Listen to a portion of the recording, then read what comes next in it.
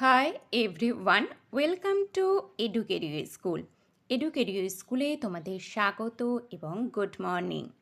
আজকে আমরা অর্থনীতি থেকে খুব সহজ কিছু প্রশ্ন উত্তর পড়ে নেব। অর্থনীতির আজকে প্রথম ক্লাস। এর আগে অর্থনীতি থেকে ক্লাস হয়নি, কিন্তু আজকে থেকে আমি প্রথম ক্লাস শুরু করেছি ভারতের অর্থনীতি ব্যবস্থা। তো খুব সহজ সহজ কিছু প্রশ্ন উত্তর আছে যা এক্সামে আসার মতো। তো ক্লাসটি শুরু করার আগে বলবো সম্পূর্ণ ক্লাসটি দেখবে এবং ভালো লাগলে একটি লাইক করবে। তো ক্লাসটি শুরু করি। আজকের প্রথম প্রশ্ন কি আছে? মানব উন্নয়ন প্রতিবেদন নিচের কোন সূচকটি লিঙ্গভিত্তিক উন্নয়ন সূচকের অন্তর্ভুক্ত নয়? অপশান এ, নারীদের প্রত্যাশিত আয়ুর সূচক। অপশন বি, নারীদের বয়স্ক সাক্ষরতা ও ভর্তি সূচক।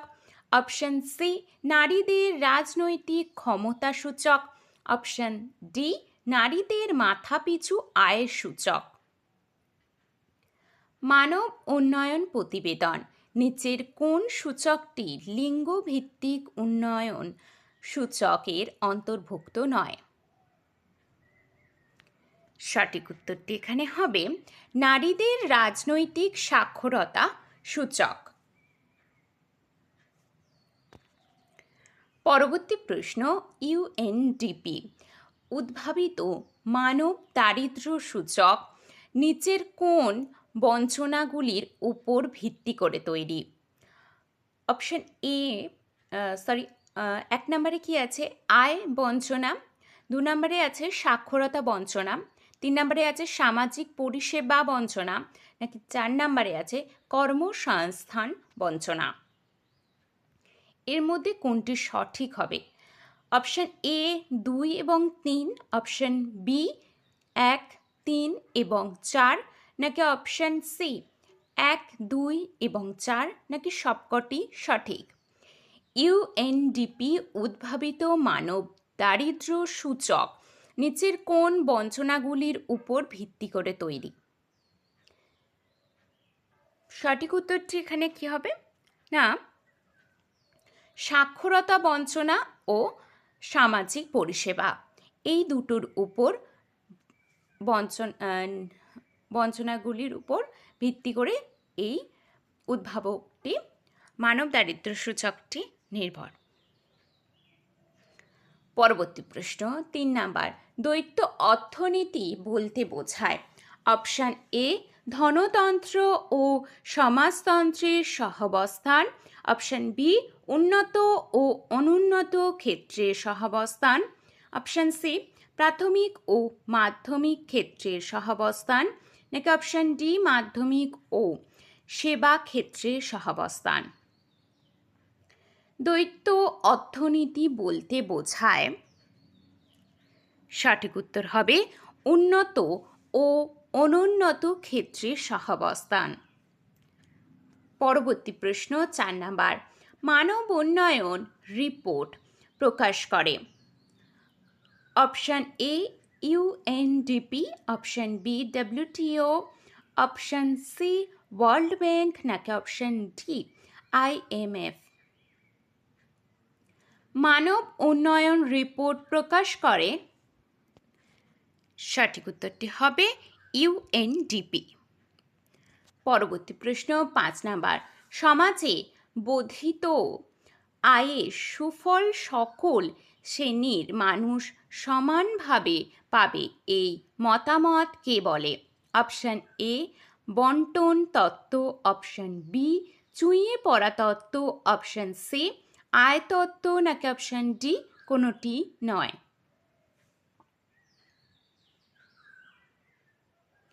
সমাজে বর্ধিত আয়ের সুফল সকল শ্রেণীর মানুষ সমানভাবে পাবে, এই মতামত কে বলে?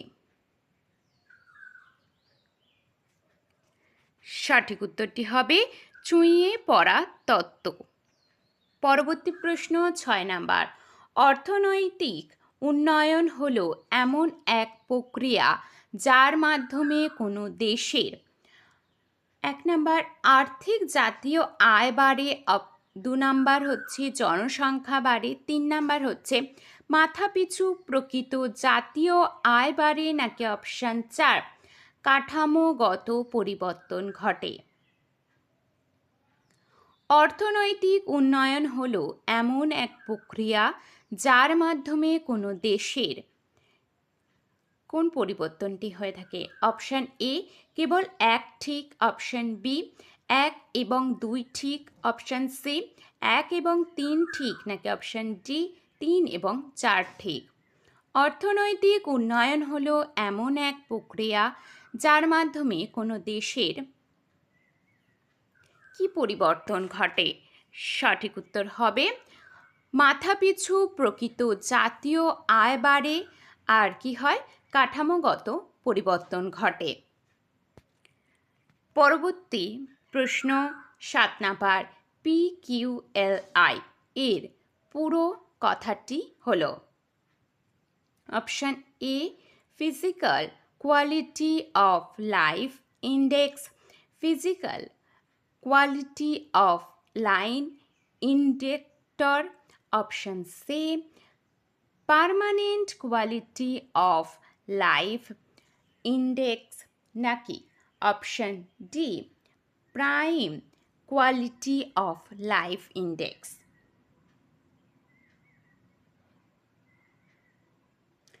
সঠিক উত্তরটি এখানে কি হবে? না, physical quality of life index. পরবর্তী প্রশ্ন 8 নাম্বার HDI এর পুরো কথাটি হলো option A human development indicator, option B human development index, option C human developing index, নাকি হায়ার ডেভেলপমেন্ট ইন্ডেক্স। HDI এর পুরো কথাটি হলো সঠিক উত্তর হবে হিউম্যান ডেভেলপমেন্ট ইন্ডেক্স।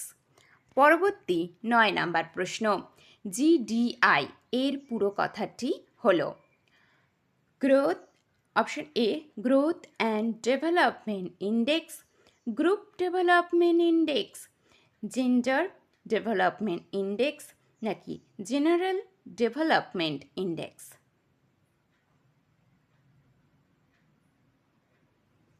সঠিক উত্তরটি এখানে কি হবে? না, জেন্ডার ডেভেলপমেন্ট ইন্ডেক্স। পরবর্তী 10 নাম্বার মানব উন্নয়নের সূচকের মানের সীমা হলো অপশান এ 1 থেকে 100, অপশান বি 1 থেকে 10, অপশান সি 0 থেকে 1, নাকি অপশান ডি 0 থেকে 100। মানব উন্নয়নের সূচকের মানের সীমা হলো সঠিক উত্তর হবে 0 থেকে 1।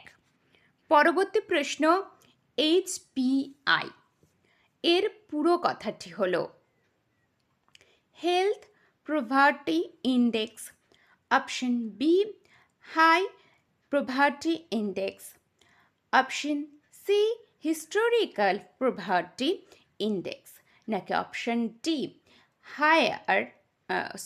Human poverty index.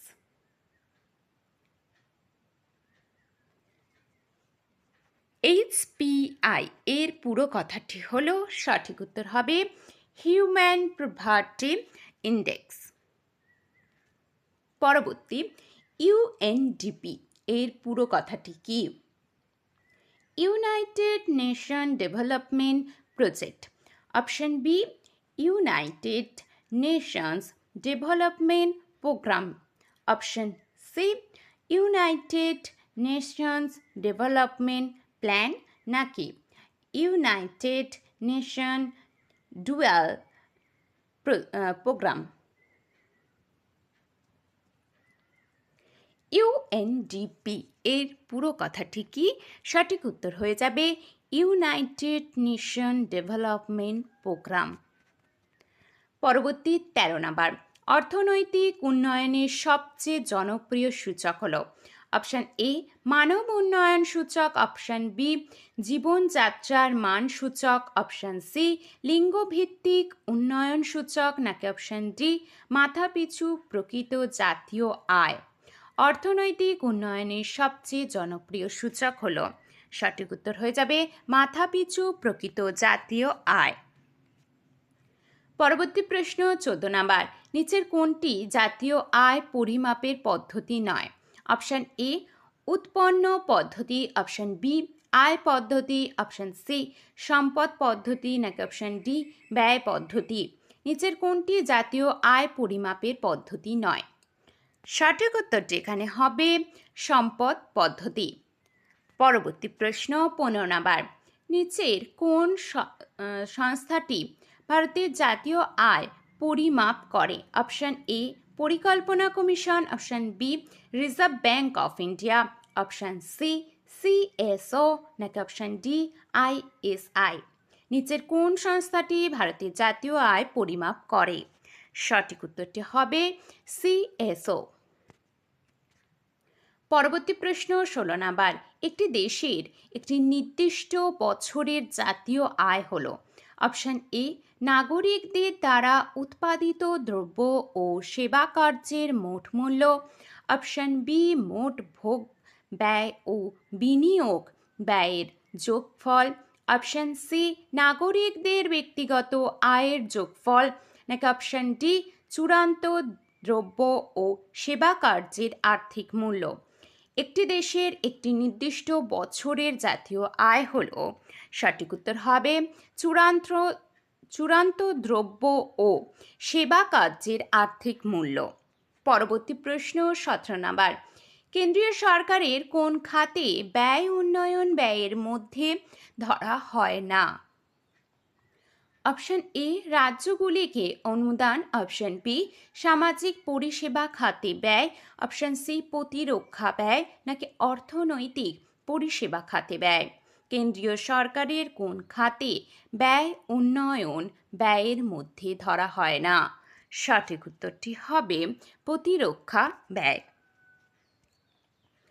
পরবর্তী প্রশ্ন 18 নাম্বার, ভারতের জাতীয় আয় পরিমাপ করতে যে দুটি পদ্ধতি ব্যবহার করা হয় সেই দুটি হল, অপশান এ উৎপন্ন পদ্ধতি ও আয় পদ্ধতি, অপশান বি উৎপন্ন পদ্ধতি ও ব্যয় পদ্ধতি, অপশান সি আয় পদ্ধতি ও ব্যয় পদ্ধতি, নাকি অপশান ডি সম্পদ পদ্ধতি ও আয় পদ্ধতি।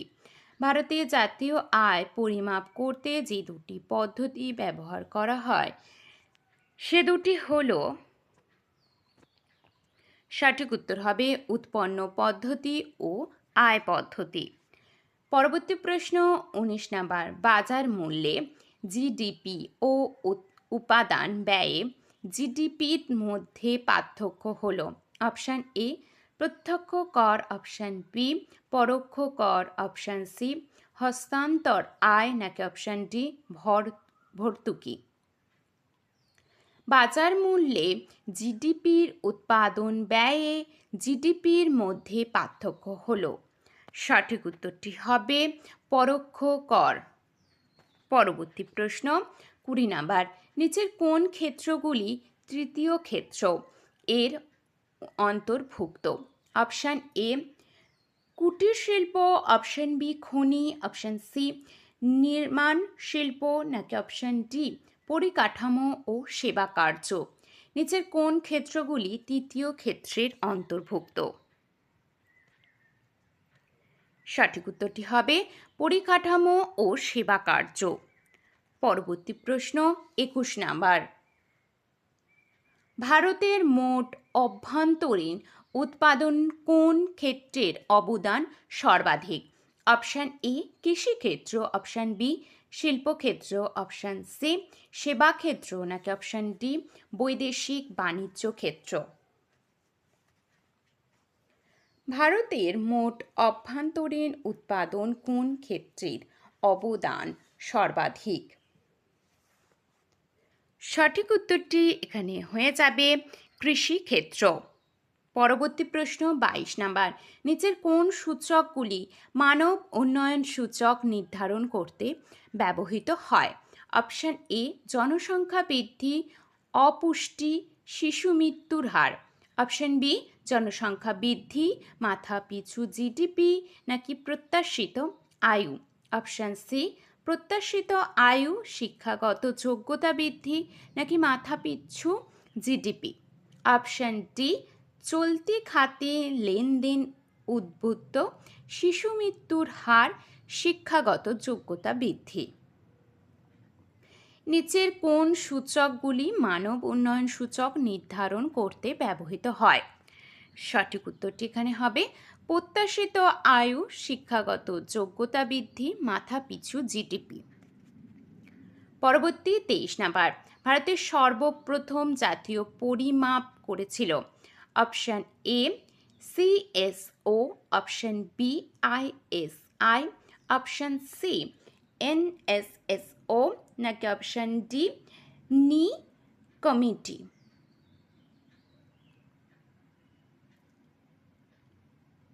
NI committee. ভারতের সর্বপ্রথম জাতীয় পরিমাপ করেছিল এনআই কমিটি। পরবর্তী প্রশ্ন 24 নাম্বার, ভারতে প্রথম জাতীয় পরিমাপের উদ্দেশ্যে গঠিত কমিটির সভাপতি ছিলেন? Option A P C. Mahalanobis, option B doctor V K R V. Rao, option C Dadabhai Naoroji নাকি অপশান ডি এদের কেউ নয়।